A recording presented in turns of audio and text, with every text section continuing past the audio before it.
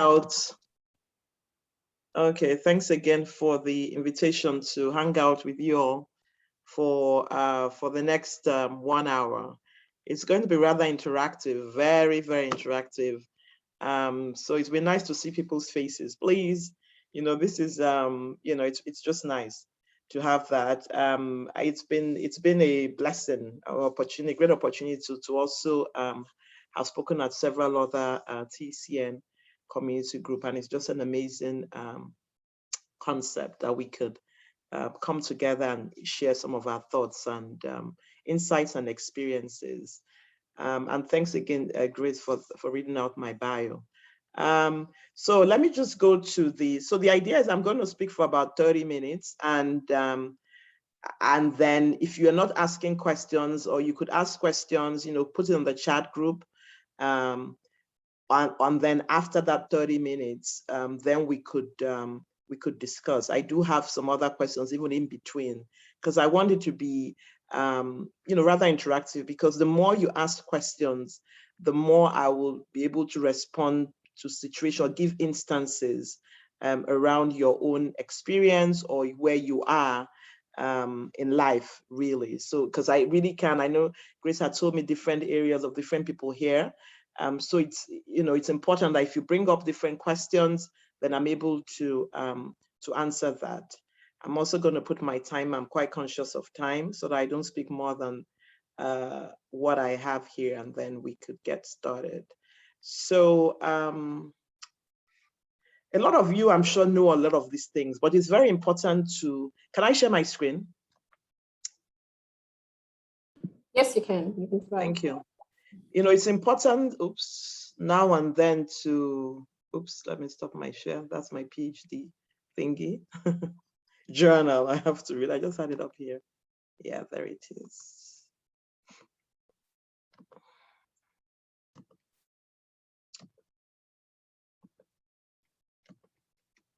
Yeah, so now and then, kind of go over this every now and then. I even like to do this at the beginning of every year. These basics, you never kind of outgrow them, because it's important to keep reinforcing. Even though I'm a CPA, I've been a CPA since 2003 here in America, and then in the UK as well. You still have to go back to the basics, because as you do that, you keep laying stronger and stronger foundations, such that depending on where you are in your stage of life, you can keep growing on stronger foundations.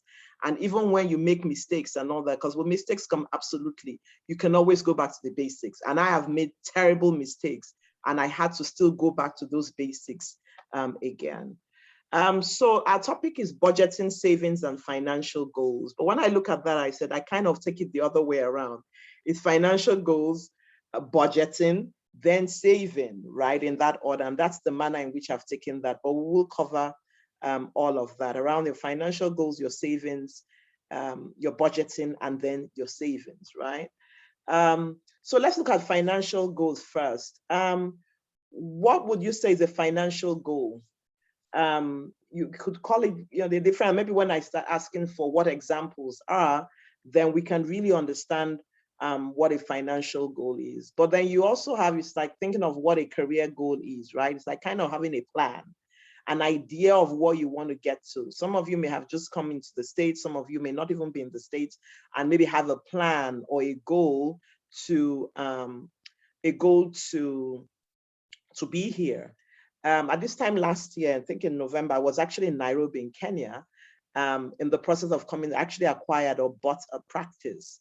After I had the idea, it just dropped in my spirit, man, during one of my prayer days, I think around September of 2020. So, but before then, I was not even thinking about that. But once that idea came and I received it, then I had a goal. I had a goal to go ahead and buy a practice. And I had different things to do for that. Some of you may be studying right now and you have a career goal, or you have your education goal, a plan. And then you kind of see that, but then you then have steps to doing that. Some of you may have, as I said, career goals. You may be mid-career and you're looking at how you're going to be top level. So every aspect of our lives, you should have a goal. You may have fitness goals, right? You want to lose 10 pounds, 20 pounds over a period of time.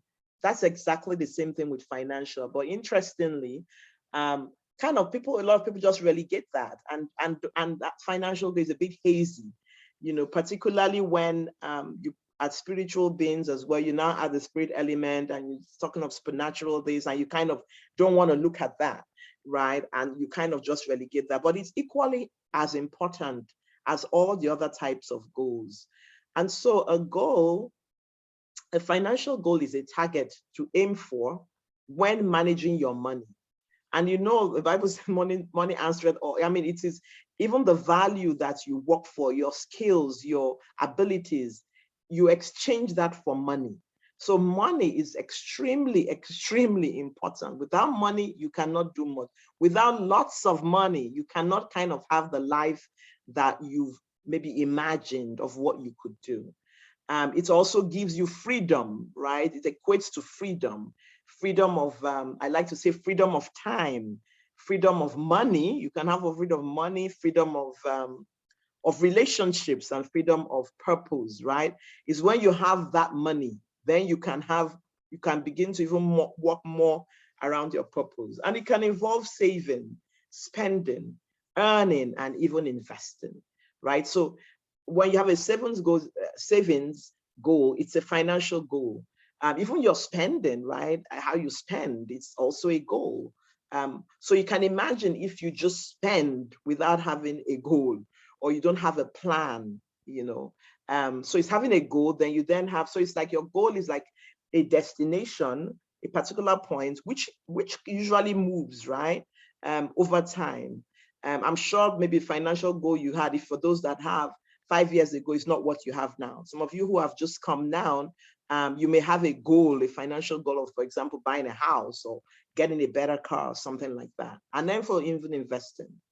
And so also another definition I saw is also that it's any plan you have for your money.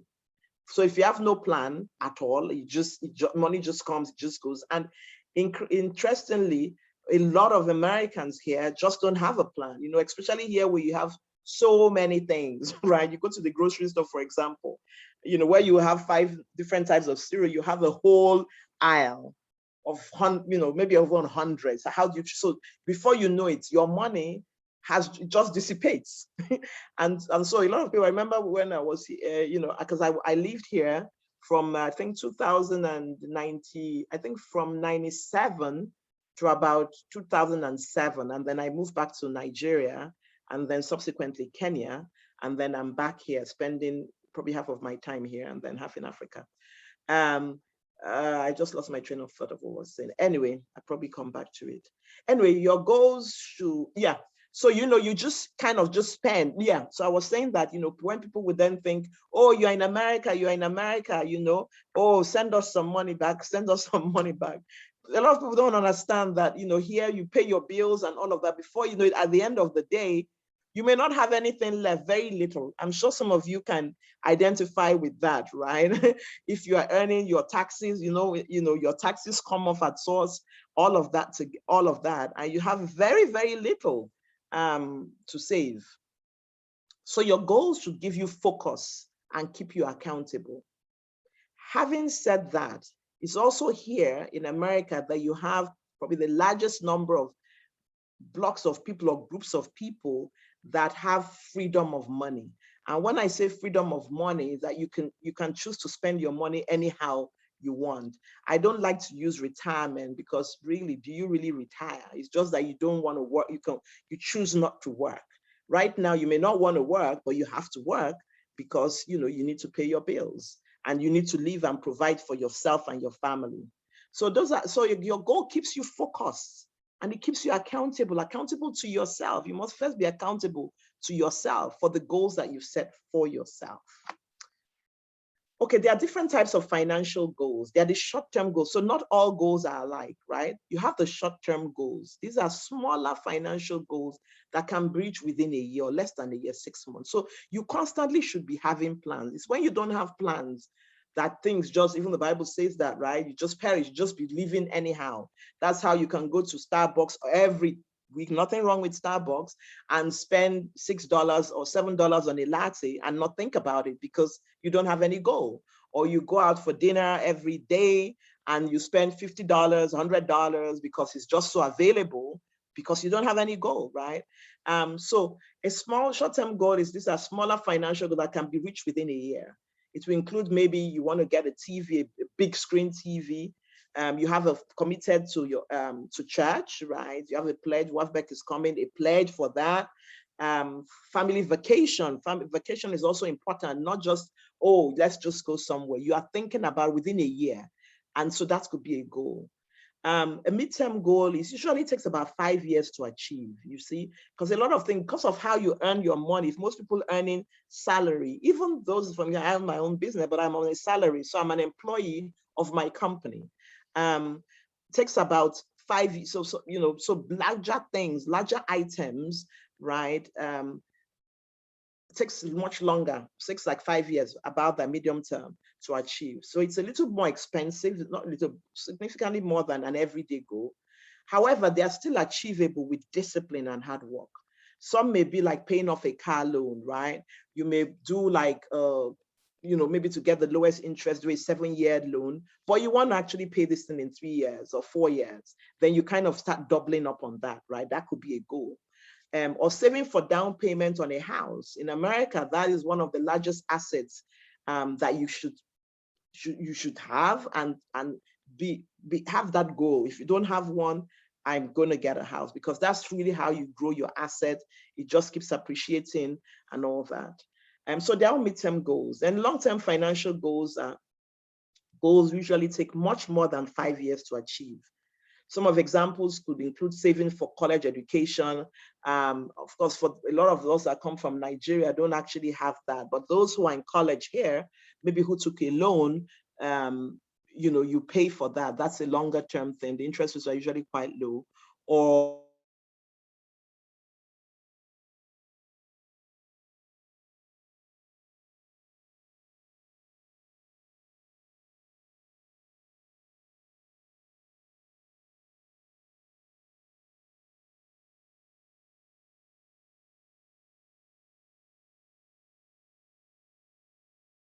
like say for that, you have a goal that you'll be free of money, meaning that, as I said, if you don't want to work, you don't work. You choose the hours you want to work, right? Because money is now working for you. So you want to get to that situation where money is working for you through your passive investments, and so you don't have to work, and then can spend time working fully in your giftings, or as also where God has called you to be, and all of that. So those are longer term financial goals, and it's not too early to begin to even think long-term, begin to envision and visualize the kind of life you would imagine, because indeed you can have the life you imagine. And a substantial amount of that has to go with your financial goals. Okay, so let me pause here. What are some of your financial goals? Can you put on the chat?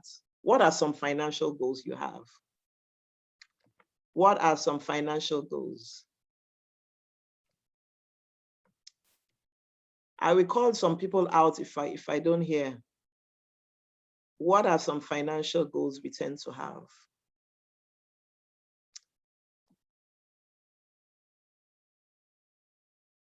Any financial goals? Can we just put them in the chat so that it can be personal? Okay, one has come in. Yes, paying off my credit card. Absolutely, credit card bills fully. Absolutely, that's a big, particularly in America, right? They'll invite you to take 0% or 2.99%. Before you know it is 24.9%, right? So yes, absolutely. Absolutely, having multiple streams of income, and that's extremely doable. Extremely, I'm blessed that I have that, like through coaching. I write a book, I have a book, I sit on boards of companies. Yeah, so you can actually have that, particularly when it's now a virtual work environment, and build up different skill sets. You are, for example, you offer your skills for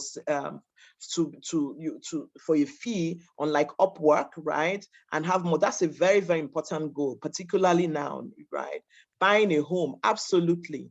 Even now they say things are getting higher. The best time is now to buy a home. Yes, absolutely. A business and a home. I can tell you, if you own a business, particularly in America here, that's the best way to save on taxes. You know, you're more or less are paying, you see it all, you know, all these multimillionaires here, they all have businesses because they're paying a fraction on taxes. Meanwhile, if you're an employed person, at source it goes off. But through the business, you can write off as many, well, legitimate expenses as possible and look for ways to doing that. For example, going on a vacation, you find a training course in between and be able to expense your travel expenses. So I'm giving you, that's a tax tip for free on that. Building my credit, yes, that's also a really good one. Building my credit over the next 2 years to have access to mortgage. For those in America, that is absolutely important because, you know, I know there are some who would say, you know, even some, you know, faith teachers and all that, where everything is, what's it called? Where everything you pay cash. In fact, at some point, I also was leaning to, it's good when you're able to, but here they provide opportunities for you to get credit. But the key is to use credit wisely. I have burnt myself over, you know, when I did not use that wisely, and I'm going to share some of that experiences with you. So credit absolutely is good, and having a goal, I must build up my credit to 750 or whatever to be able to access mortgage, because the mortgages is almost like for free, almost 2.53%, you can imagine. Short-term, get an affordable accommodation to rent, absolutely. And when we look at budgeting, that is incredibly important. Somewhere affordable so that you can put more money in your pocket. Because if you're not careful here, you go and look for in the best area, you know, but then you're not thinking of the medium and long term. So there are some sacrifices you might need to make in the short term to be able to save money, to be able to buy a house. So you don't mind living in not the best part of town. Well, I would say for those who don't have growing children, because children who are in school, because if you do have that, you want to try and get your kids into, you know, into the best school districts. And so you find a home. So those might be the only reasons why you may say, you know what, I would go above in my rent because of that. Okay, so excellent points. Yeah, so medium, long-term, build my credit. I'm even going to say that's actually short-term, not even medium, because that's like 5 years. So what is it that you need to do? And there are different things, right? You know, you get like a Discover card or a Macy's card and begin to use that. And when you say use that, you could, you know, put 10%. So if you got like a $500 credit, you can get that easily anywhere. You just start paying, using it, because some people are also so scared of credit, you don't, or you would not use it at all. So the key is where you are using like 10% of it every month and paying it off. 10% and paying it off, right? Never more than 10%. That builds credit. You don't need up to 5 years to do that. 10-year college savings for the kids, absolutely. So really, really excellent points. Yeah. Yeah, so thanks for sharing that. This is good. Also gives me an idea of kind of where people are at. Okay, so let's move on. So what's budgeting? So you have talked about, so you do understand, you know, short term, medium term, and long term. You should not always have just dwell in the short term. You should have some short term goals, medium, and then long term goals. Okay, so budgeting. I'm sure you all know what budgeting is. When you think of, I kind of think of a business or even a nation, they have a budget. This is how much they're expected to bring. The company is going to make, and these are the expenses, and we have a net profit. So that's it in budgeting too. We should have our own personal budget, but I don't like to call it budget. And I learned that from, I believe, the Copelands, that, you know, budgeting kind of seems restrictive, where it's controlling you. But when you call it a spending, and ever since I heard that, I call mine an income and my spending plan. It kind of puts you in control of that. And what's budgeting? You actually, as I say, you don't know where you are going until you really know where you are right now, right? So it's kind of, okay, it's taking control, taking charge of what I have. And it could be as little as you are making $1,000 a month or even $500 a month. But then I can now have a spending plan that I will pay my tithe, I would have my expenses, this is this, and I have a little left over, right? That is budgeting. You kind of have an idea of how much everything is, not that where you just don't know. And then you're also telling it where to go.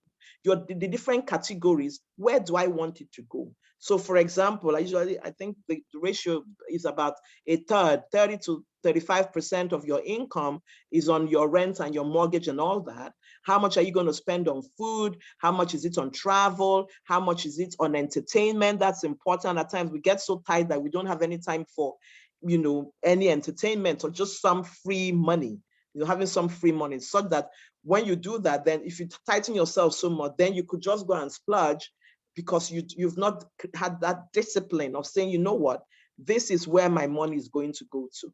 And so you have categories for that. And it just helps you take charge of your finances, because you tell yourself something to do and then you do it, right? For example, I'm not going to go more than 28% of whatever I bring in on my mortgage. It means that when you're looking for a house, you are not going to spend more than that, so that you can put money into other things. Why? To be able to, for you to be able to meet your goal, right? Because part of that is now, okay, so if we tie it together, you have your goal. We've given an example. One can be, I could use a short-term goal. Somebody says to pay off their credit card. Medium-term, long-term, maybe multiple income streams. Let's talk about that. Those are two live examples. I could just say, no, short-term. Did anybody put a short-term? Let me see. So we could just use that. Let me see what the short-term goal is. Well, maybe get an affordable rent accommodation. Maybe the person is staying with somebody, probably. Let's just assume that. I'm going to give different scenarios, right? And then medium term, let's see what somebody says. Yes, down payments. Down payment maybe for your first home, your starter home. And then long term can be, let's talk about building your business, buying a business. I did that. Let's see, on multiple streams. Yeah, maybe let's say business. Let's see, because you can either build or buy. So short term, right? So you can have then, because the other things are like just doing life, right? It's kind of just doing life. You need to eat. You need to all of that. You would need to now divide, say, okay, I'm going to spend nothing more than 15% or 20% on my feeding, on my groceries and all that. That means that when I go out, I'm not going to start spending anyhow or going for dinner every week. I can probably go every month because I have a plan, because my main plan, my medium-term plan is to actually, let's use an example, to actually move to a better area where they have the best school district, because my children are going to start kindergarten or first grade, right? And so I want to be in the best school district, and rent there is more expensive. So you can actually now start saving money. So I have a line item, maybe for your short-term goal, your medium-term goal, and your long-term goal, or one of something. So you are always constantly working towards something and constantly saving. Another goal can be in terms of multiple streams of income, or even maybe that affordable to get that. Is that I need to earn money because you've done your whole budget and it doesn't balance, it just doesn't. So it's like, I need to increase my income. How am I going to increase my income? I have to take a course on on digital marketing, because if I do that, I can get another stream of income. So you then have now that goal, increase my income, and I need to spend $2,000 or something on this course. So you can now start saving towards that and say, you know what, within 6 months, I'm going to do that. For those people maybe who are able to work, may then take up, because you now have that plan, right? You're then thinking, how can I increase my income to be able to meet up, to be able to maybe get that $2,000? Oh, I can do Uber, or I can do DoorDash or something for the short term, so that that money can be going towards my goal of saving $2,000 to be able to do this digital marketing course that will give me an extra $1,000 every month that will enable me put money aside, increase my my housing budget to be in the best school districts. So you see how that spending plan enables you to be able to make right choices for you to be able to move towards freedom of money in the overall long term. You're going to say, I'm going to use freedom of money quite a while, because that's kind of where I am in terms of, okay, you can have freedom of money if you are very intentional about that. You can use a budgeting software like Quicken. I've used Quicken for a while, or even just Excel, right? And just put your income. This is how much I'm earning every 2 weeks, or this is the allowance that I get every 2 weeks. These are my expenses for a particular period in time. This is, and then you kind of put like even a category, my savings goal 1, savings goal 2, right? And then put those amounts there. You review your plan every month or just before you get paid, right? Typically, I also, even though you do every month, I may do like now before I'm getting income so that I know where I am sending this money to take care of. You find out the more you do it, the more you feel in charge. You're in charge of your finances, no matter how small you're earning, because you've made the choice that, you know what, I'm not going to spend this money because I'm using it for something else, right? So that is just like eating. You have your fitness goal. I'm not going to do this. I was out yesterday and I didn't eat as well. So today I'm like, you know what? I must eat only salads today to make up for that, because I've used up this area. So you have that flexibility and that discipline as well.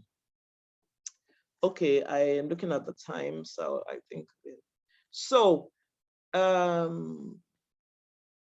just a minute. I think I thought I had one slide, hold on. Any comments, questions? Well, I think I mixed up the, yes. No, I was just, mine is just a bit of curiosity. What sort of practice did you buy? Was it a medical practice? No, it's a CPA practice. Okay. Yeah, it's a CPA practice. For those, depending on the level, areas you are in, that's a fantastic way of being able to get in. You get capital, you already have cash flow coming in, and it's just good. And then you have people who work for you depending on kind of how you want to. I wanted freedom of time. Very, very important to me. So I'm probably in my office just once a week, and I have probably about 5 or 6 CPAs, right? And yeah, and you're anywhere, so depending on what you want to do, yes. Okay. Then apart from Quicken, are there any others like softwares that you can recommend to help people? Is it for your, this is personal finances, right? Yeah, this is personal, yes. Yes, I've always used Quicken. I have not Quicken, the reason why I'm not so crazy over Quicken anymore is that they still don't have a virtual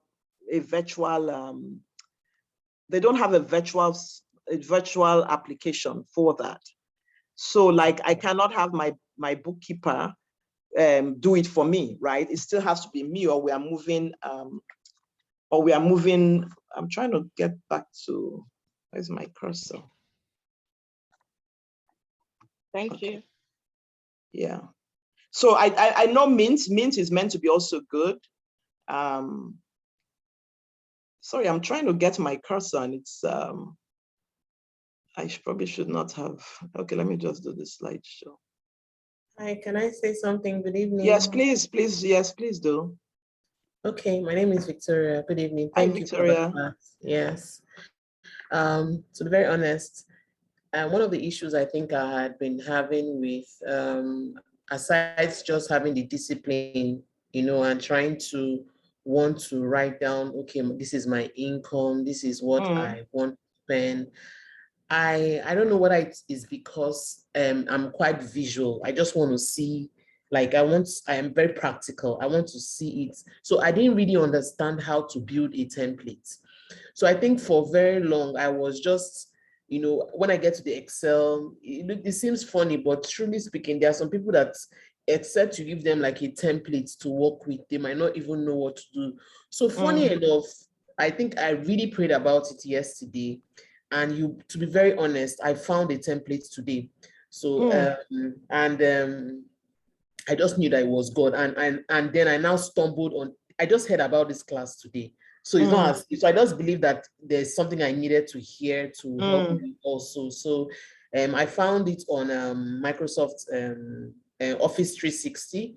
If you just click on personal budgets, I think that's what, it's, anybody can get it.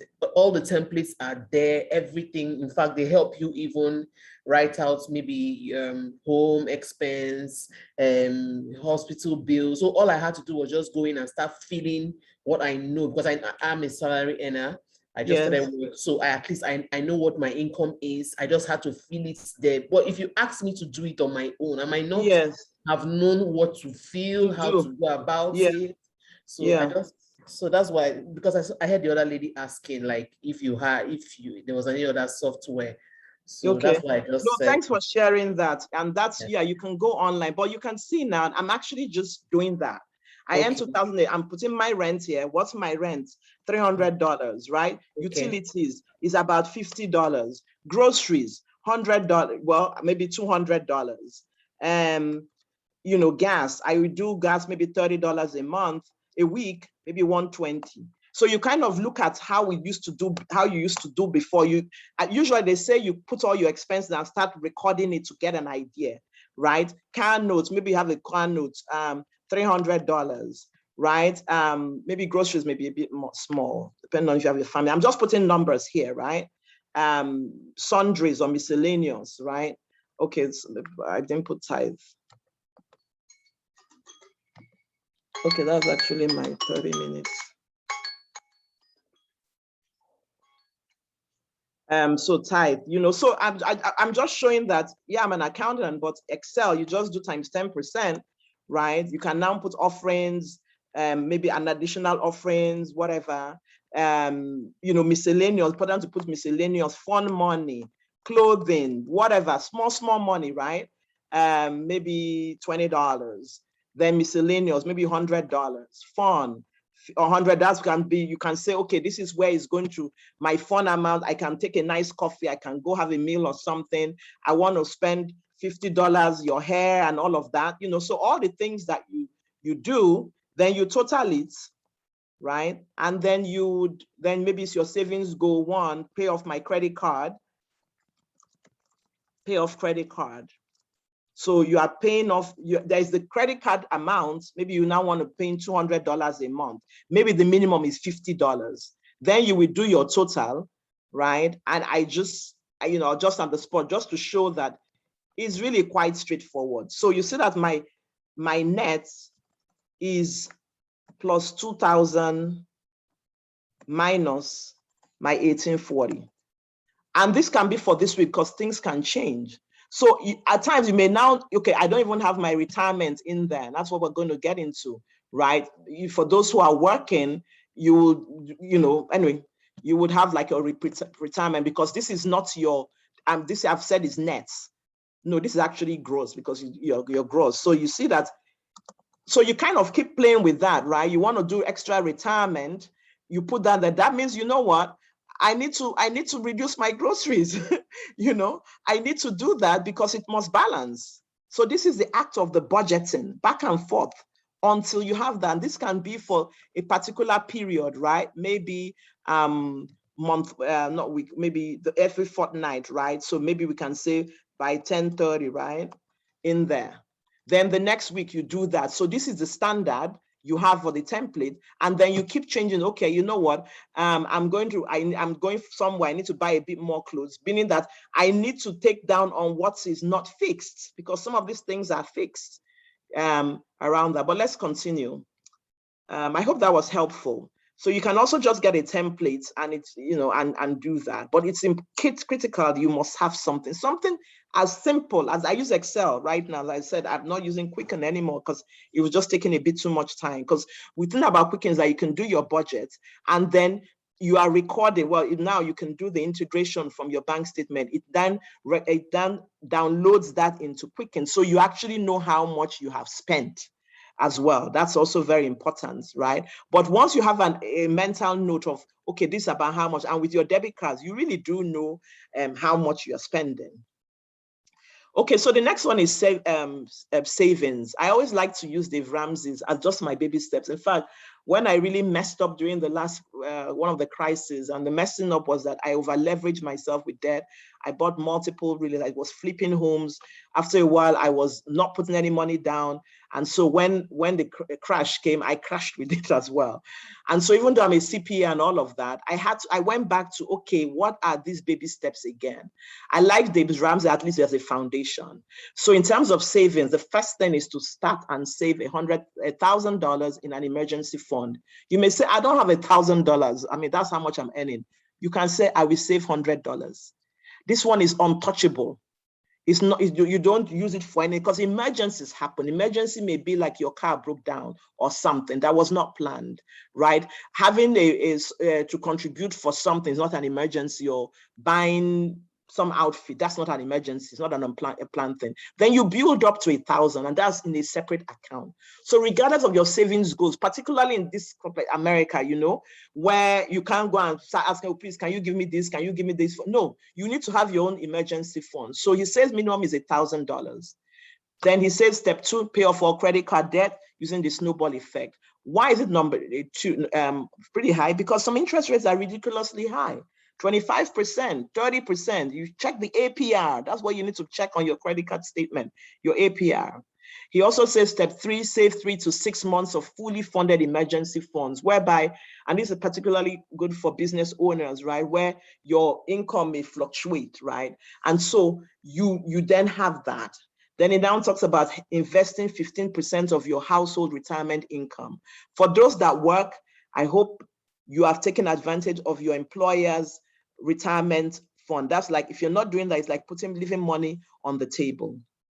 Save for your college, children's college fund, pay off your home early, then build wealth. That could be owning businesses, paying off the debts on the business, and you then own significant businesses.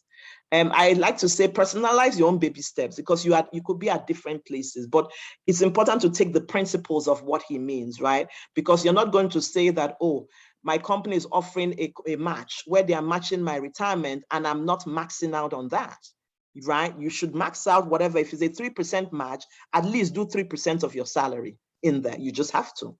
Have savings goals. You know, you're not going to say, I'm definitely going to say, you know what, definitely pay off your credit card debt, because it builds your credit, and it's very high, the cost. But I would say you probably don't have to wait for 6 months emergency fund to start saving for a house, right? Because it's an appreciating asset, particularly in America.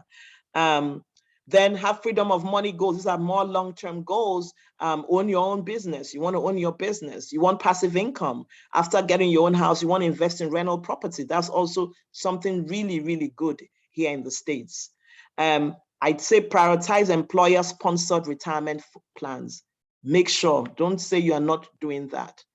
Yeah, so question, is the snowball method the best way to pay off your credit card?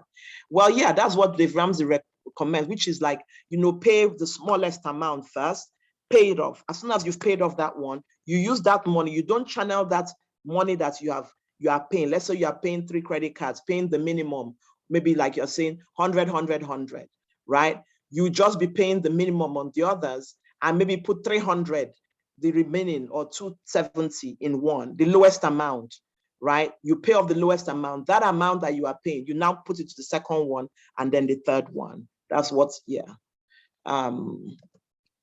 he recommends. So, so I'm talking about personalized. Then invest in education to increase your future income. I'm going to say that it should be a goal that you keep on raising the bar, particularly here in the States, right? And based on demand and supply, the Indians do that. They kind of look at what skills, careers are in demand. I remember when I came in here, then it was ERP consulting. It's not because I loved it, but because when you get out of it, I think they paid me, they actually, at that time, they were looking for people to train. They invested almost $48,000 in my training. And before you knew it, I was on 120,000 right? So he's looking for what skills, what is in demand, right? And then you do it. It's not because, because they are going to always give the Americans who study here priority over some careers, right? Just because. But there's other careers that, there's a very high demand. So you work with that and invest in that education. Okay, so then importance and effective use of credit and debt in America. I'm going to use that because America here, once one comes in here, there's just a lot of credit available. If you're not careful, you could get your fingers burned big time. I have had that done. So I always kind of like, learn. There's no point in reinventing the wheel.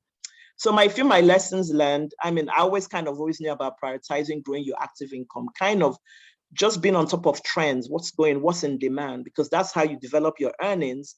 And that's how, if you maintain your budget, your expenses, you can have more, more income to do things around your financial goals. Be very careful with debt. It's good, but wise use of debt. The Bible says that the rich rules over the poor and the borrower is servant to the lender. Those monthly payments every month can be very, very annoying. You don't have any control over that. Automate your savings and retirement plans. That's your savings, right? It just goes out. You don't even think about it. So when you've done your budget now, you may say, okay, 10% is going to go to savings, or no, you are trying to even build up the first one, is even your emergency fund, right? 10% of it is going to go, or 20% is going to go to this emergency fund until I've reached $1,000. Then you can say, you know what, I want to get to my next 2,000, where you don't use that. You don't forget you have it. And you just put in a money market where it's there. You kind of just feel, okay, at least, I have money. You're not kind of always living, it's just a different type of feeling that you have. Max out your employer's contributory pension scheme. Very, very important as well. And don't cash out. I have cashed out on it. I wish I didn't. You always think that this emergency is the end of the world. Is the end of the world. Before you know this, that passes. I've maxed out on that, and some of them, I don't have some of those anymore. So if I knew, and this was when I was working many years ago, right, it would have just multiplied many times over. So don't cash out at all. And the reason why you're not able to cash out on is because you have your emergency fund. You see, so those are those baby steps that you have to do. Invest in real estate for the long haul, not kind of flipping. I've done flipping, but what do you use that money for? Just stuff. But if you invest in property for the long haul, right, your tenants, for example, are paying your mortgage. They're paying the mortgage for you. That extra money is just surplus for you. And then the property is appreciating as well. So they pay it up for you and that property appreciates. And before you know it, that's wealth where you don't have to work. So avoid selling unless you're investing in something of greater value. Own your business.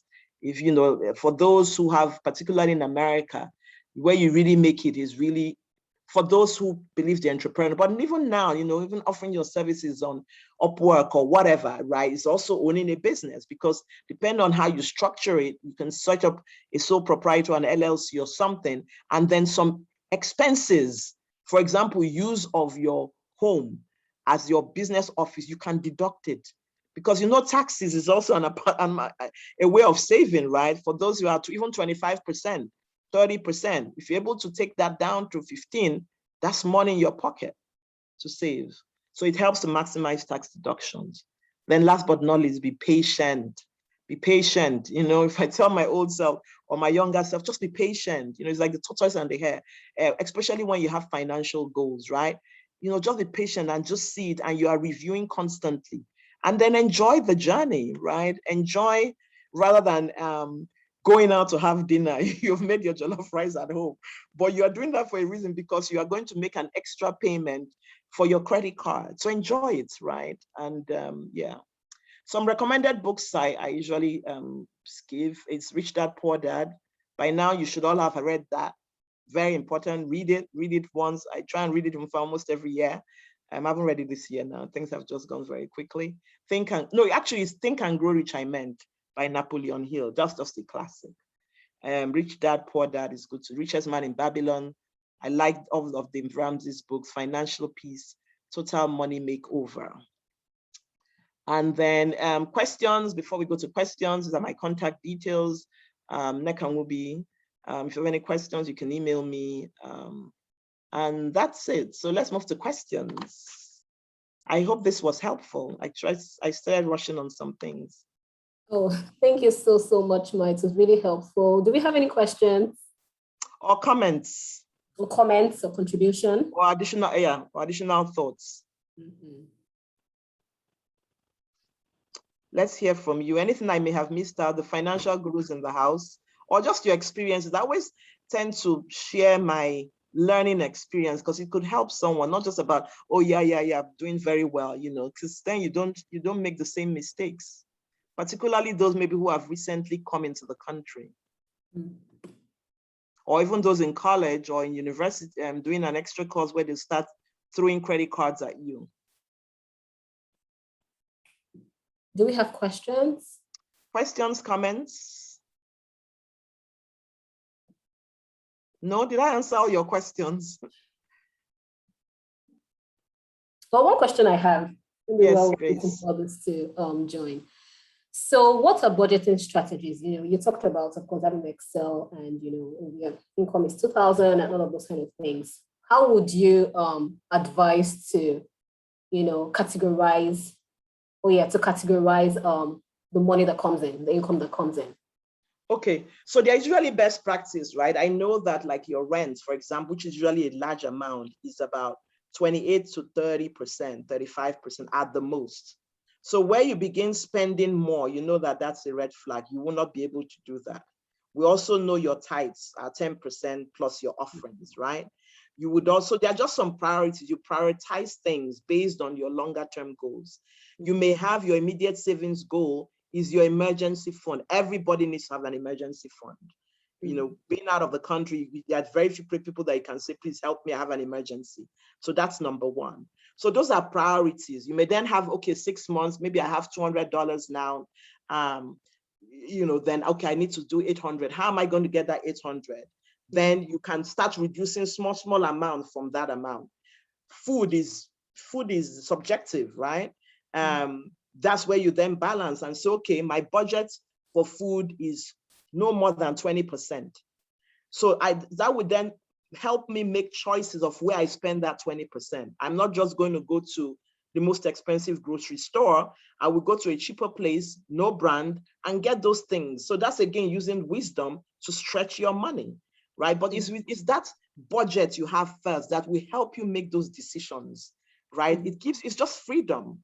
It just helps. You just become disciplined. It's like eating. You don't eat everything you see. Likewise, you don't buy everything you see. You may then choose, because you've done a budget, you know what? I can't afford a 2022 or 2021 RAV4, whatever. What I want now is I want to get a smaller car because I'm saving for something else, you see. So it's flexible. It's kind of based on where you are. Discipline is also very important around that. Yeah. And if you Google that, just some personal finance, that will be good. Okay. So eBay says, thank you much for my recommended. Are there recommended books? Yeah, I just shared them. Okay, that we can, sorry, I didn't read the full sentence. We can learn about taxes when you own a private business.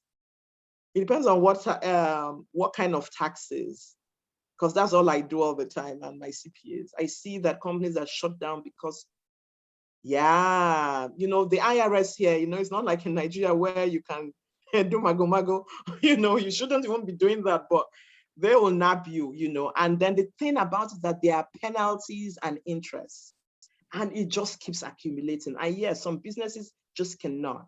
So the thing is that you pay your taxes as and when due.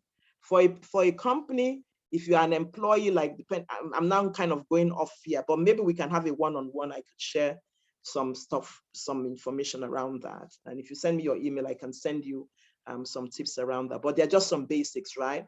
If you are a sole proprietor, you kind of depend on, again, your goal. You want to have like some kind of legal cover. So I would advise like an LLC, but with an LLC, you then have to kind of change because if you're still an LLC, it's still for tax purposes, it's like a sole proprietor. So there are ways you can do that to be an S Corp, where you're able to pay yourself a salary and then get profit, right? So if you have payroll people, you have to pay your payroll taxes, and then your estimated taxes quarterly.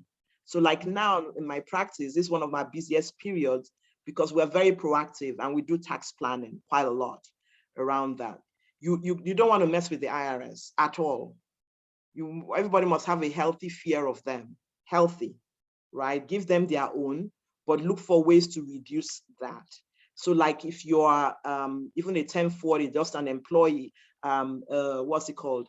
An employee, there are different benefits. For example, even just taking at the end of the year, your bag of used clothes and taking it in there to Goodwill and getting a receipt, you can deduct things even above the line, just so taking advantage of those kind of things. So you also need to be a bit knowledgeable about taxes here, because it can eat up your income. So yes, so company shutdown, you want to be very careful with the IRS. We tell our clients, our prospective healthy, we don't even want clients that do not have a healthy fear of the IRS, because they could knock off your business and you just, Okay, what things should we look out for when buying or investing in a business?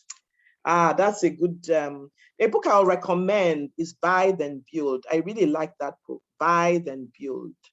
You find out like the other people groups, like the Indians and the Asian, they just buy businesses. You find them owning groceries. There's a reason why they are business owners in America, even if they're small, because you just, you're able to make more and then you're able to save on taxes big time.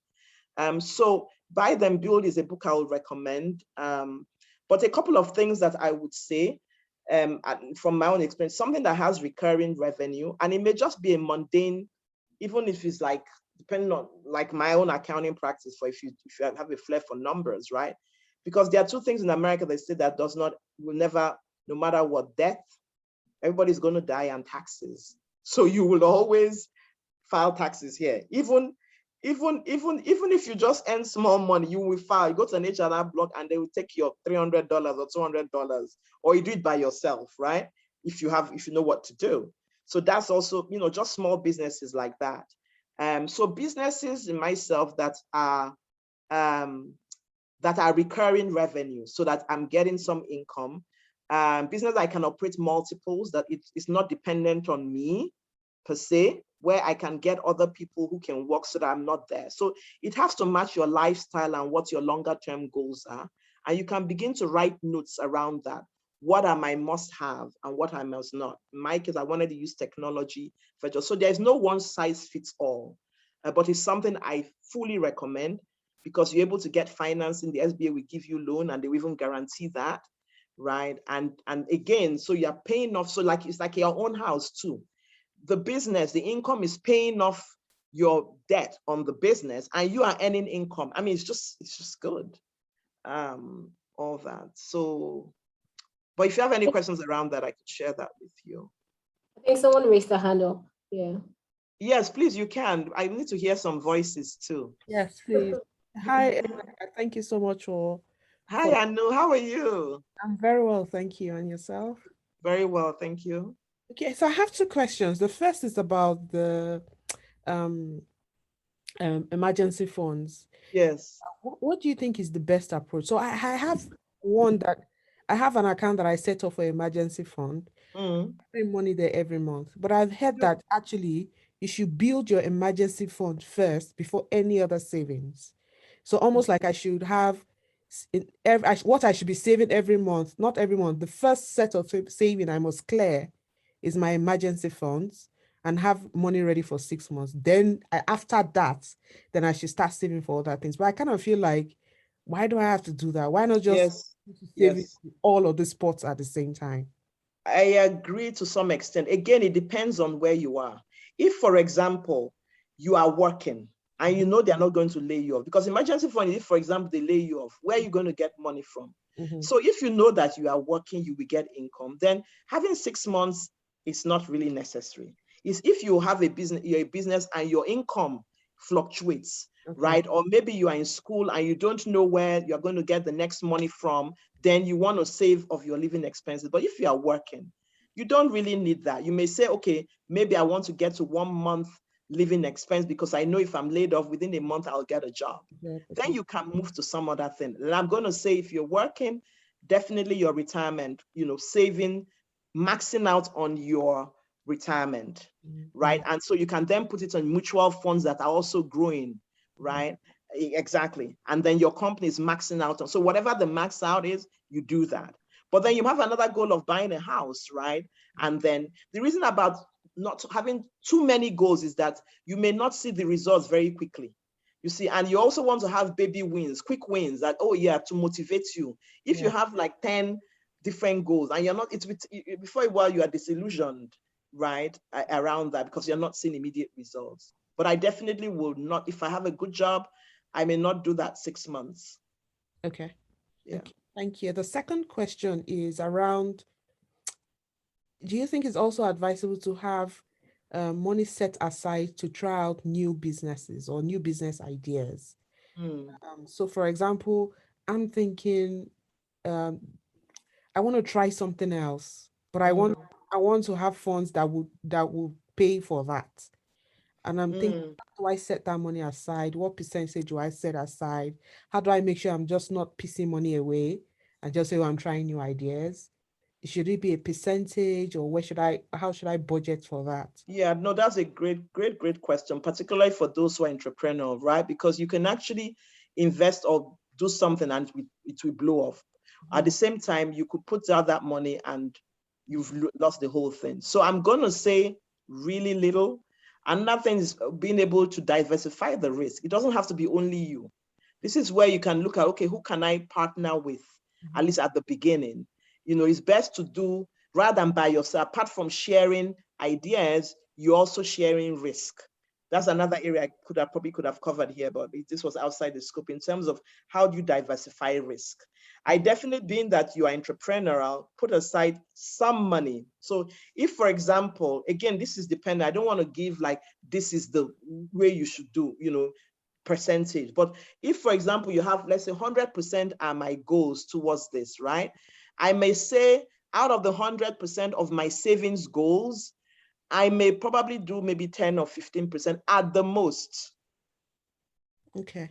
Yes. Okay. At the most. Then if it's going well, then maybe I will add, but you don't want to just put everything and you lose it, particularly, and that is that you've done your due diligence very well on this opportunity or this business that you're working on, and put small money in testing it out. Thank you. Right. Thank you.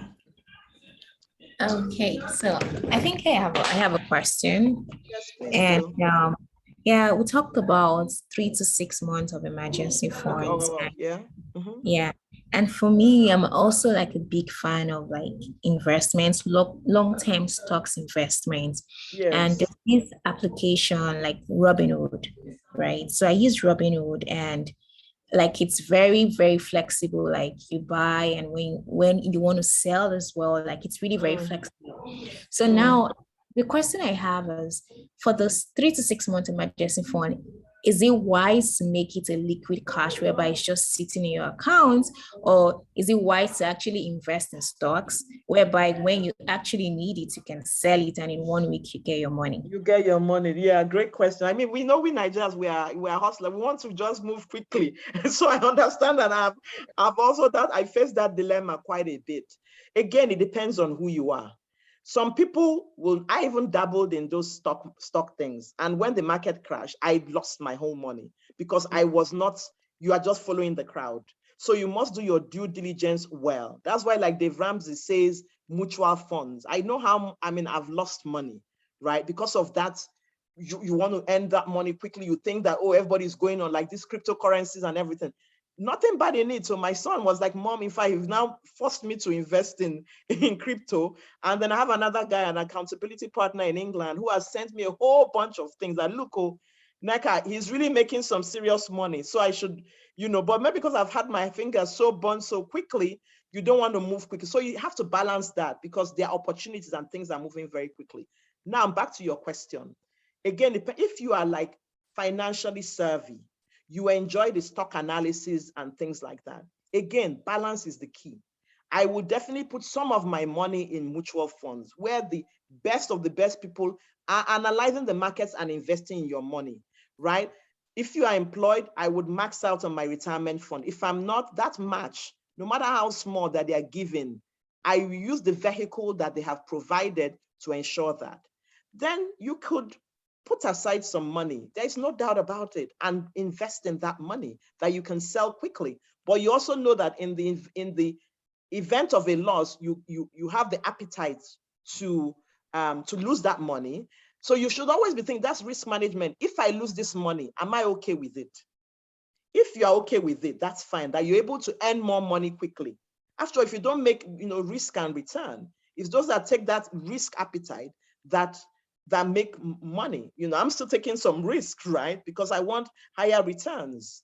So it's that balance and that appetite for that. And also it depends on how old you are. I cannot do the things I would do when I was in my 20s, right? And my 30s than when I'm now. I can't. There's no way. So you also have to, and then if you have a family, you're talking of college fund, you cannot be that aggressive. So it's better that your money is growing. You know that a fund manager is doing that, is growing 15% every compounding, and you're putting in money. But if you are young, you don't have a lot of, you have a lot of dependence, then yeah, and you also are knowledgeable and you are interested in that area, then yes, go ahead and do that. My son, who I said is young, he's investing and making because he's interested in that. And he started early. So yeah. I hope that answers all. Yes, it does. Thank you very much. Okay, so then I have somebody says, okay, as students or postdocs with F or J visa, what can we invest in, bearing in mind the restrictions on additional income for those visa types? I would say, if you want to get, again, everything you can learn here, I would say something like real estate and partner if possible. You can't go wrong with real estate, whereby you can rent, maybe buy a duplex, depending on the area you are, stay in one and rent out the other, right? The reason why I say is real estate is because you're able to leverage, right? So you put down, let's say, I'm just going to say 150,000. Another is, if you are good with, if you are good in your hand, doing things hands, is learning how to find, again, depending on the area, right? Where you will buy a property that is undervalued, that needs light cosmetic work. Immediately you do it, you will get, even if you don't enjoy, you should go and learn it, right? The Mexicans do it, right?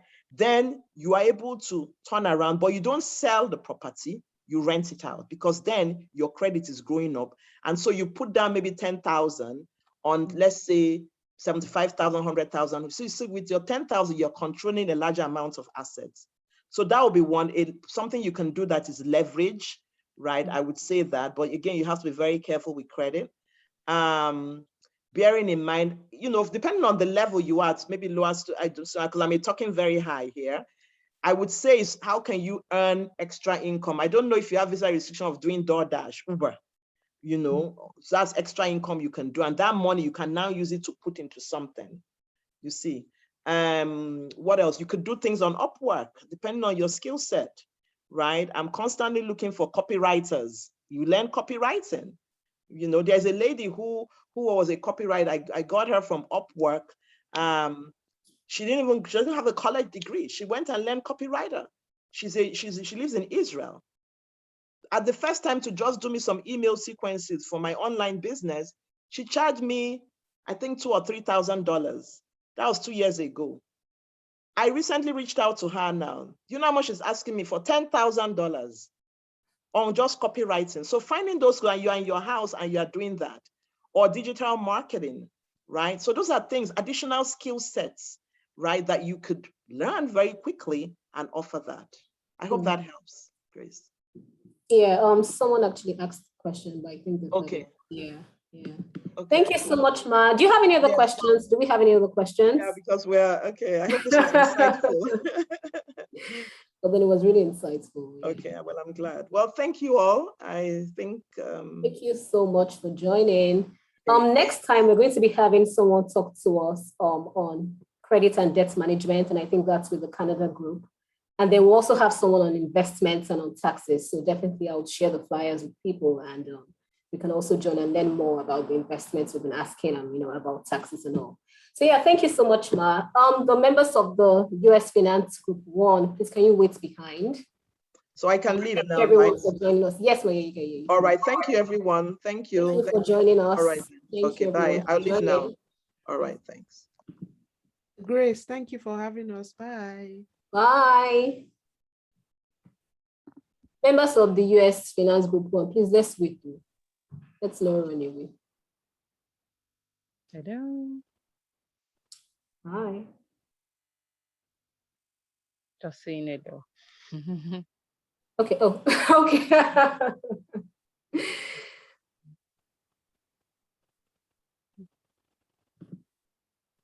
Thank you for joining.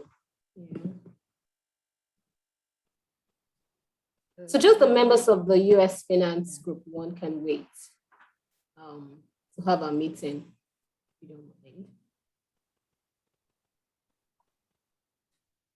Thank you. Thank you for joining.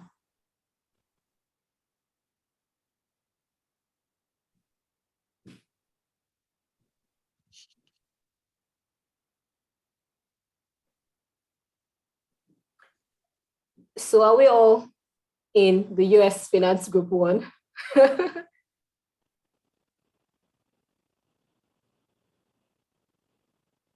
Well, I guess we all just want to pray together then.